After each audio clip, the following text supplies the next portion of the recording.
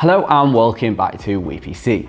Now, I've been using the Razer Huntsman gaming keyboard for around 2 weeks now, and after becoming acclimatized to the incredibly clicky Razer purple switches, this is slowly becoming more enjoyable to use over time. Now in this video, I'm going to dive deeper into the pros and cons of this keyboard and talk about how it performs in games.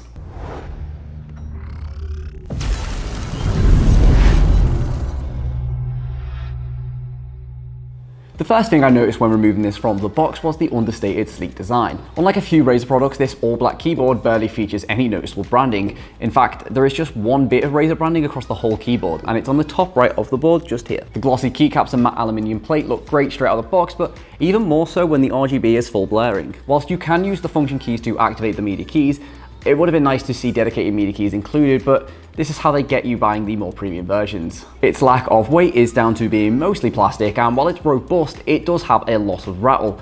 This rattle is down to the vast amounts of parts on the board here. With stabilizers on each switch, there is just a lot of chatter going on. The chatter isn't something you notice while typing or gaming, but it is there. The underside of the keyboard falls in line with the rest of the simplistic board, with 6 rubber feet for stabilization. Furthermore, there is some height adjustments with 2 flip down stands, one small and one tall. And lastly, the cable, which is a 2-meter long braided cable, is hardwired. While this isn't the biggest of deals, I would much prefer to see a detachable cable, saving me the need to wrap this around when transporting it from place to place. The Huntsman gaming keyboard comes with some classy features, and it's the main driving force behind the premium price tag. While this may not have as much going for it as the Elite version, it still has plenty under its hood. The switches are some of the best I've ever used, with the tactile movement seeming perfectly aligned with the actuation. This accurate performance is owed to the latest switch technology, the opto-mechanical switch. Rather than waiting for a contact, this keyboard uses an optical laser, and when you press on any of the buttons, the stem travels down, breaking the beam of light.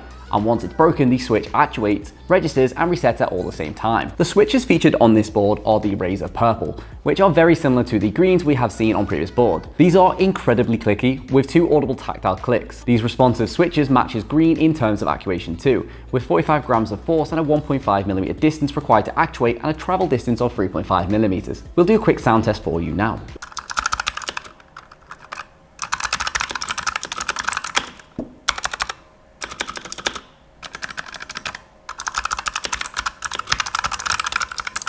At the top of each of these switches, we see MX style stems, meaning you can easily swap out the keycaps for another set if you want to. The lighting is quite subtle from Razer with this base version, especially when you compare it to the more expensive Elite version. The aluminium base reflects a lovely underglow to each key, and the RGB really does make this board look fantastic. Each key is individually backlit with its own LED, and the lighting is incredibly vibrant. Before we talk about the effects or the slightly irritating sign-up software, there is a neat little design choice that goes a long way here. Oftentimes when you are in a dark room, you can't see which of your keys is the media option for volume or play, but Razer has a neat workaround. When you hold the function key to activate media controls, the board's lights go out, leaving only the function keys lit up in white. The keyboard also has hybrid onboard memory and can save profile configurations to the cloud storage, with up to 5 profiles on the board itself. The Huntsman comes with built-in macro and game modes, with this being customizable in the software. And with this board, you can customize and combine macros to give you the in-game control that you may need. So I've mentioned how much I enjoyed the performance of these optical switches, but just how do they perform in-game? Now, I thought moving from the speedy Red Cherry MX switches to these tactile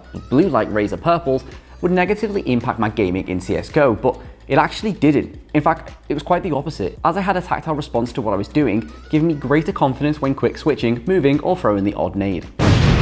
The only factor that was an issue when gaming was the streams of abuse I was receiving from my Discord server. Now, I don't use push to talk and don't shoot me there, but I had to turn voice activation up to counter these switches as every key press was being heard on the server. So if you're a streamer, this probably isn't the keyboard for you. However, typing on this thing was actually a pleasure, although I do prefer the fluidity of the red style switches as I feel I can type much faster. Again, the noise was the biggest issue here, with me getting several death stares across the office while using this, with it beating the Red Dragon K552's deafening switches for noise. Why is this so loud?